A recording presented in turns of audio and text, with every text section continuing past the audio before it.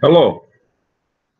The Divine Code reading for December 9th, pages 369 and 370. We are beginning the unit, part 5, the prohibition of murder and injury. So in the Divine Code, there's the first unit, which is the general information, and then there's 7 units for each one of the 7 commandments. The first 3 commandments were the prohibition against idolatry, the prohibition against blasphemy, and the prohibition against eating the limb of a living animal.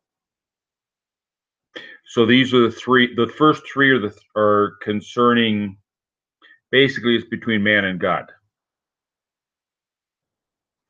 And the rest, the other 4 of the commandments, as the prohibition against murder, the prohibition against forbidden relations, the prohibition against theft, and the requirement, the obligation to have courts of law, to establish courts of law, those are between man and man. So this is the first one, the prohibition against murder and injury. And the table of contents, the flow of the unit, introduction by Michael Schulman, Dr. Michael Schulman. Chapter 1 is the details and examples of the prohibition of murder, abortion, euthanasia, causing mortal injury, and partners in murder. Chapter 2 is suicide and sacrificing one's own life for the 7 Noahide commandments. Chapter 3, laws of a pursuer and self-defense. Chapter 4, an accidental killer's obligation for exile, laws of a blood redeemer and the cities of refuge. Chapter 5, intentional and unintentional killings and killing through neglect or under distress or under duress. Chapter 6, the prohibition of causing personal injury or damage. Chapter 7, the prohibition of endangering oneself or another and the obligation to save a person's life. Chapter 8, the prohibitions of embarrassing another person, evil gossip, and tale-bearing. And Chapter 9, reproductive sterilization, contraception, emitting semen in vain, and the severity of the sin of murder.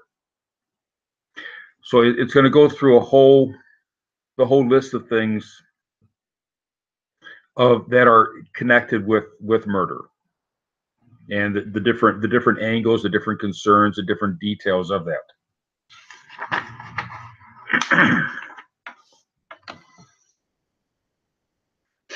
Introduction by Michael Schulman, PhD, Director, Ask Noah International and United Noahide Academies. Modern democratic societies struggle to reconcile the concept that everyone is endowed by their creator with certain unalienable rights, which are associated with individual freedoms, with the evidence that the creator commanded certain boundaries that neither an individual nor society is free to disregard. So it's our modern, it'd be like at the time of the Age of Enlightenment, when people realized that, during that time, people realized the importance of the individual human and the respect that should be with the individual human.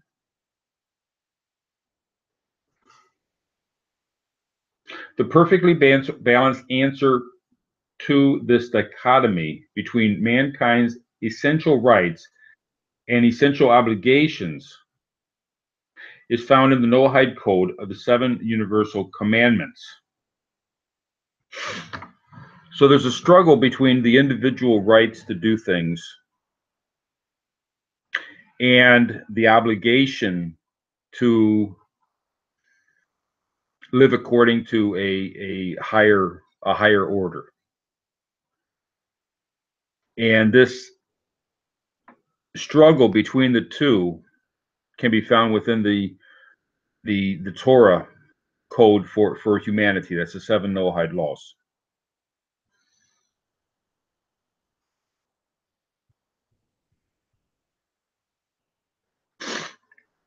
Among these commandments, the prohibition of murder and mayhem, that's serious personal injury, is probably the most obvious and on the surface the most straightforward.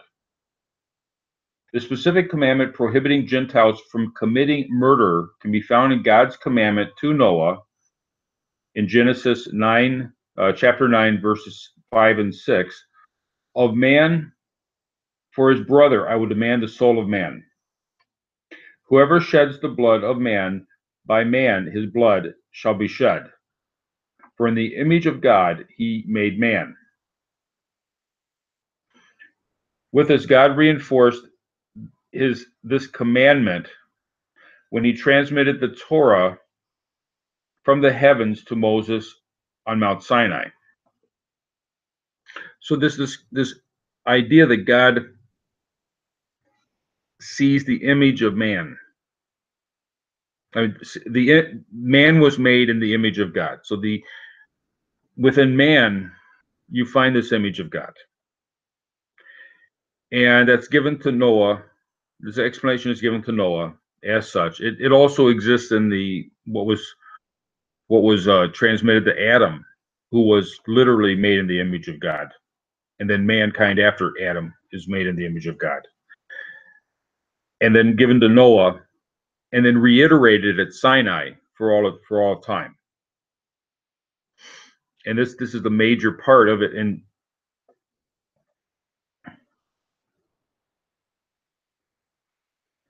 this is the most important part of understanding the Noahide law, is that this works with the image of God that is found in man. And murder is the most destructive of the commandments that were given regarding this. As the preceding sections of this book have shown, each commandment is linked by recurring fundamental concepts in the Hebrew Bible. For example, Genesis 1:27 states, and God created man in his image. And in the image of God, he created him. Male and female, he created them. This teaches that each person is in some sense contains the reflection of God, and therefore possesses a dimension of holiness. Taken, a human life diminishes a measure of the divine image that is present in the world, and without God's permission, it is strictly forbidden.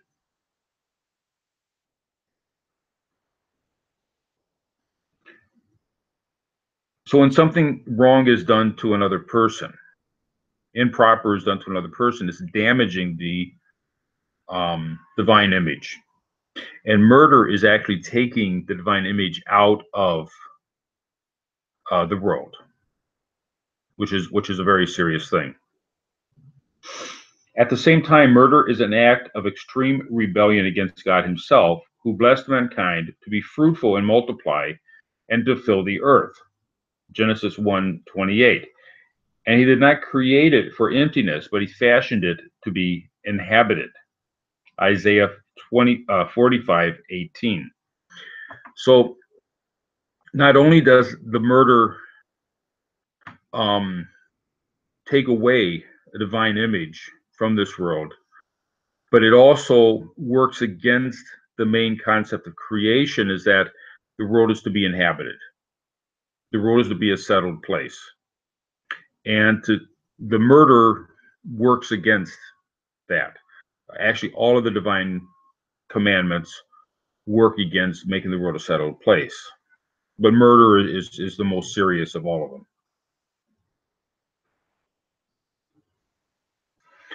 Thank you.